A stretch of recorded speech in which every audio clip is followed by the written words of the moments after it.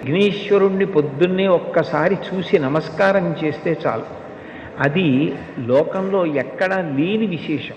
ఒక్కసారి ఆయన ముఖం వంక చూసి నమస్కారం చేసి 16 నామములు ఉన్న శ్లోకం చెప్పి బయటికి విడితే చాలు, విజయం సిద్ధిస్తుంది అని. రెండవది ఆయన యొక్క అపారమైన కరుణ. ఇంకా అంతా ఇంత కరుణ కాదు విఘ్నేశ్వరుడిది. ఆయన క్షమించినంత తొందరగా ఎవ్వరూ క్షమించరు. మీరు చూడండి, అందరికన్నా ఎక్కువగా మరిచిపోయే లక్షణం ఎవరికి ఉంటుంది అంటే పిల్లల యందు ఉంటుంది. మీరు పిల్లలు అనేటప్పటికీ ఒక విషయం జ్ఞాపకానికి తెచ్చుకోవచ్చు.